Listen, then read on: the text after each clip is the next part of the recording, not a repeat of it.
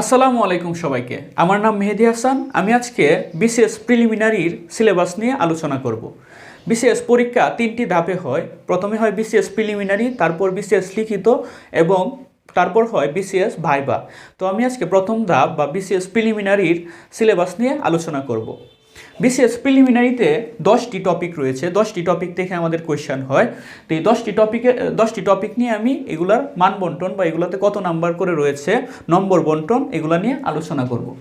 তো প্রথমে আসে হচ্ছে বাংলা ভাষা ও সাহিত্য। বাংলা ভাষা এবং সাহিত্যে হচ্ছে 35 মার্কস। তারপর ইংরেজি ভাষা ও সাহিত্যে 35 মার্কস। বাংলাদেশ বিষয়াবলিতে 30 মার্কস। আন্তর্জাতিক বিষয়াবলিতে 20 মার্কস। তারপর ভূগোলে হচ্ছে 10, সাধারণ বিজ্ঞানে 15, কম্পিউটার ও তথ্য প্রযুক্তিতে 15, গাণিতিক যুক্তিতে 15, মানসিক দক্ষতায় 15, নৈতিকতা, মূল্যবোধ ও সুশাসন এতে রয়েছে 10 মার্কস।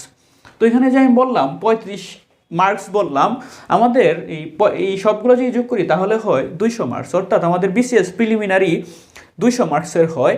এর মধ্যে যে আমি বললাম যে 35 মার্কস, এই 35 মার্কস মানে হচ্ছে 35টি কোয়েশ্চেন আসবে। বিসিএস প্রিলিমিনারির 200টি কোয়েশ্চেনের মধ্যে 35টি কোয়েশ্চেন আসবে বাংলা ভাষা এবং সাহিত্যতে। আমরা জানি যে বিসিএস প্রিলিমিনারি পরীক্ষা 2 ঘন্টা বা 120 মিনিটের হয় এবং 200টি আমাদের কোয়েশ্চেন থাকে। অর্থাৎ প্রতিটি কোয়েশ্চেন আনসার করার জন্য আমাদের হাতে সময় থাকবে হচ্ছে 45 সেকেন্ড এবং কোয়েশ্চেনগুলো হয় এমসিকিউ টাইপ। একটি কোয়েশ্চেন এবং 4টি আপনার অপশান দেওয়া থাকে, যে কোনো একটি অপশান সঠিক হবে সেটা আপনাকে দাগাতে হবে। তো এখানে 35 মার্কস মানে হচ্ছে 35টি কোয়েশ্চেন থাকবে।